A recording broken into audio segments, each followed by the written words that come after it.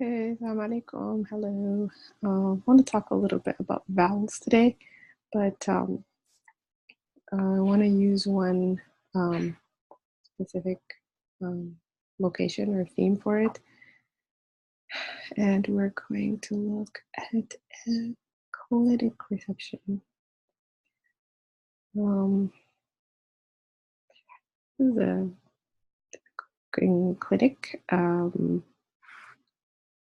I tried to find one that was more spa looking. And then I was like, okay, I'm not going to get carried away with this. I want to keep it very, very simple.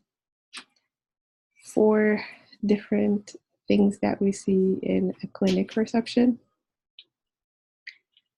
So we have a clock, and it's something we see in a lot of workplaces, and a computer, and we have the reception itself, and then we have chairs. In general, the words are pretty universal. There might be some informal words for some things sometimes. So depending why you want to learn the language and if you're going to go somewhere and work and need that language, that's just a heads up or disclaimer. You might hear a different word from what we're writing today. So we're going to write the words. We'll find a way to practice them. And we might look at vowels as well, just to see how they work in these words and in general in Arabic. Okay, so let's see. So get my pen. So we saw a clock. I'm going to just use the letters that we learned before. Okay, doesn't matter what color I use. Don't mind my writing again. A lot of people on YouTube have like perfect writing, but I don't know how they do that. So clock is, I'll try to get you to sound it out.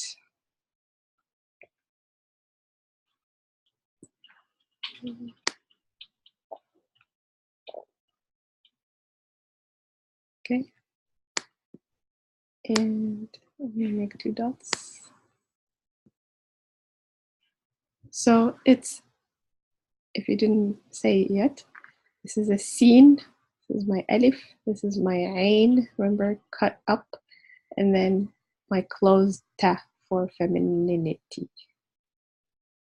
And it says sa. Sorry if I'm going slow, but I am trying to match a beginner's thought process. So sa. Okay. Some people will say wall clock, so they'll add the word here for clock, but let's leave it for now. Sa. And then we saw a computer, and this is the formal word for computer in Arabic. There might be other ones, but this is the one I've been seeing for years and years. But to be honest, people say computer a lot. But this would be like the formal word if you want to sound so like, I don't know, proper. So you see ha, another alif like this one, another sin, and then my wow, remembering the wow doesn't connect with anything after it. It's not friends with anyone after it. And then ba.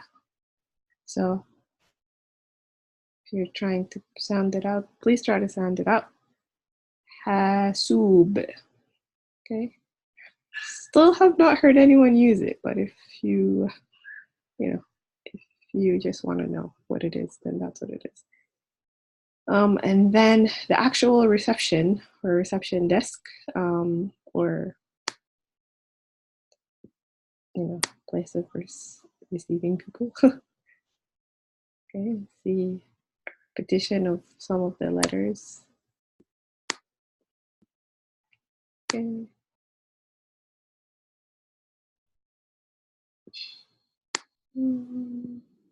Okay. Oops, supposed to be 2 dots.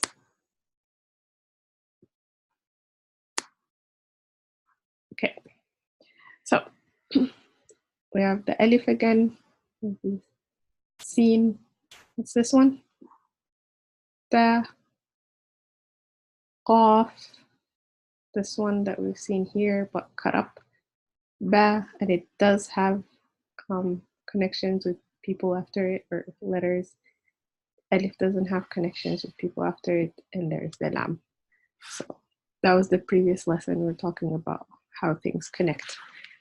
We could keep talking about letters, but I would really like to get some vocabulary going, so have context to everything and relevant context. Okay, so istiqbal. Okay, istiqbal. That's just reception. Some people say, they'll add like words like hall or desk or something, but in general, you just want to be understood, and this is what I've heard people use so far.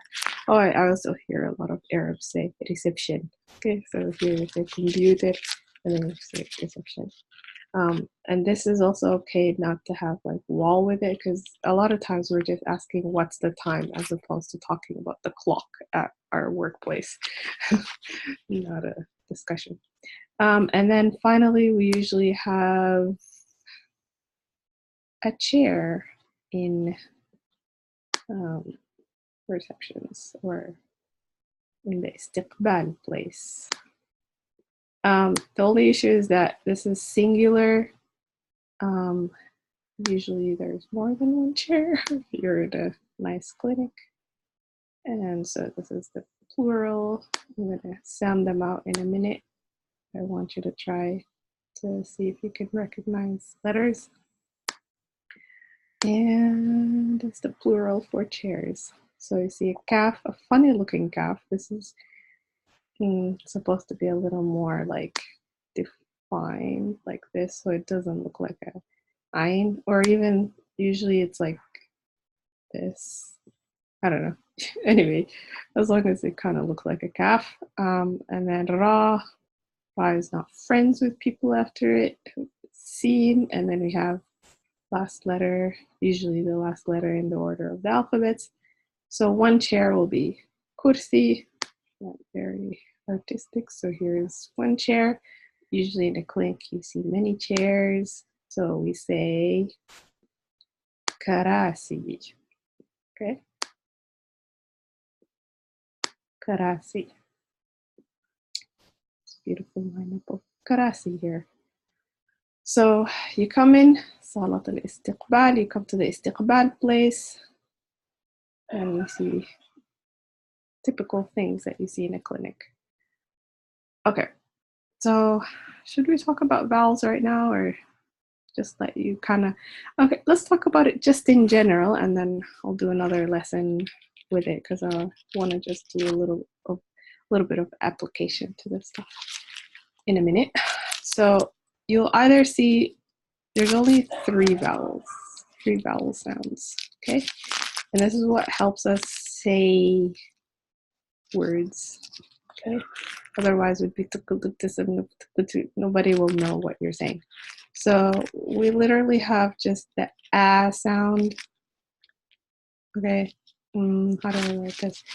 There's a sign for it, and it goes like, I'll do it here. If you have a letter here, I'll put 3 letters because I only have 3 vowel sounds. So it'll either be a, and this is the sign for it, and you know, or have heard of e, and you guessed it, oo, and that's it. Okay, we don't have anything else. Okay, in English we have 2 more, but this is all the sounds we have. The only addition is that some of them can go longer. So how would you say longer? It's this one. Okay, so instead of saying sa, you're saying sa.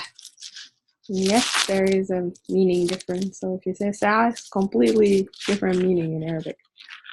And then e, you'll have e. You won't be able to hear it here because it's the last sound, and it's technically not a long e. but this one is a long E. Okay, so karasi, karasi, karasi. And then we have a long U sometimes, and you see it here. Okay.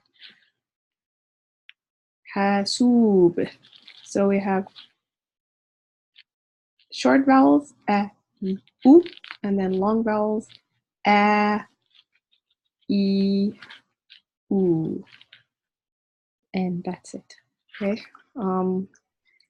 If this was too fast for you to like grasp, just repeat or like rewind to this part.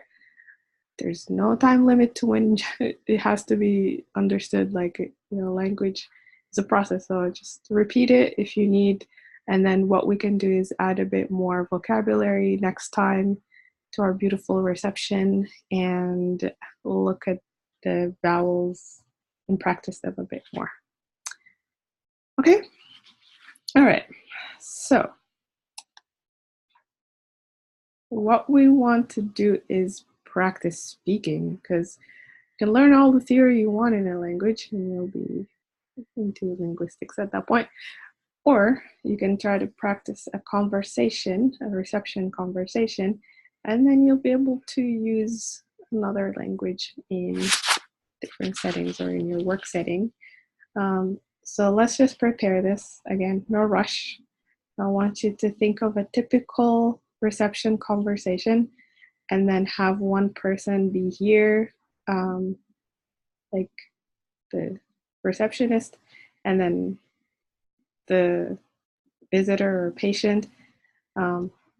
We can come up with this by ourselves. We could come up with like a template, but I just want us to write like a typical two-way conversation and kind of come up with our own, you know, conversation. So I'll let you work on this, and then for next time we can use a template that you made or I made, and then we shall practice.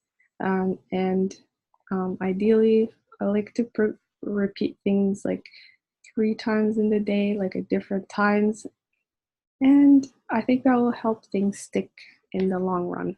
So, you know, here you'd have like, good morning, good afternoon, good evening, or salam alaikum, and then a response, and then something else, and hopefully we'll get a nice flow of conversation.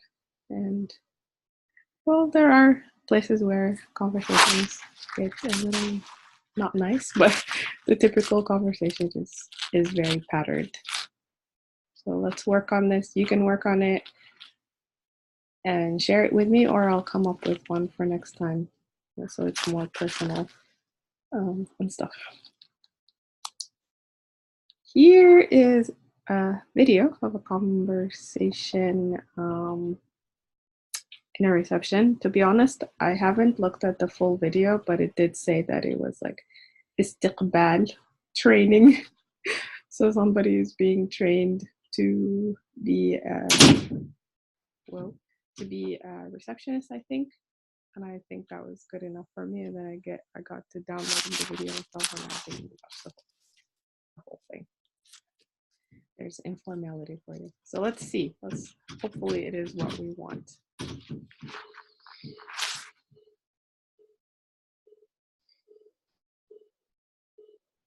This has an introduction of public health. Whoever is training this person presents training for a new reception employee. Okay. يقوم موظف الاستقبال بدور أساسي وهام جدا في عيادة تعزيز الصحة، فهو أول من سيقابل المراجع، وهو الذي سيكون الانطباع الأولي لدى المراجع عن مستوى الخدمة في العيادة.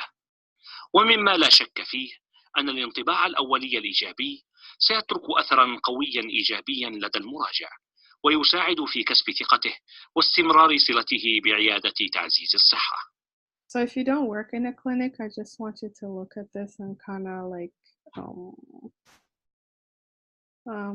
start brainstorming or generating the conversation, of course in English, and then we can work on translating it together and then practicing it over and over. So I don't know if we're going to hear them talking. I think they're just showing, what their job is about, and then like how they want you to be super friendly. Not going to comment about this because I've been to some Arabic countries where they're not always very nice. Sometimes they are, but I don't know. Yeah, I don't think we can hear him talking. Oh, we can. So let's see. Go back. We'll try to summarize what they're saying. Okay, see. السلام عليكم. عليكم السلام ورحمة الله. حياك الله. أنا سمعت عن عيادة تعزيز الصحة وحاب إني أطمن على صحتي. ممكن أشوف الطبيب؟ ممكن طبعا. أبو من لو سمحت. أبو نواف. والنعم يا أبو نواف. Okay, so he's being super nice. It's just saying hello. And then he's saying, this is a clinic where I can do like a general checkup. I don't know. So I think he said something like that. He wants to see the doctor. Okay, so typical question. And then he's being really nice and like hospitable. طيب لو سمحت ابو نواف نبي منك بعض المعلومات الشخصية سجلها في ملفك وبعدها تتجه للممرض لقياس الوزن والطول ومحيط الخصر. بعدها تتجه إلى الطبيب لإجراء بعض الفحوصات اللازمة وآخر خطوة إن شاء الله تتجه للمثقف الصحي لإعطائك بعض المعلومات الضرورية والهامة لحفظ صحتك وتعزيزها. Okay, I'll stop here. It just gives us ideas on vocabulary that we could use. And he's just explaining to him like the typical procedure of like, walking into a clinic and then what you need to get done before you see the doctor. So this is a bit more advanced if you've already learned some Arabic before, but for people starting, then it's just an idea of how things look like in an Arabic country, and then we can extract some vocabulary from here and then practice letters and vowels and everything. Okay, so I'll stop here and then we'll fully resume again next lesson. It's video number 4, so we've got 4 more to go, and then I'll stop there for an introduction to Arabic. Okay, bye.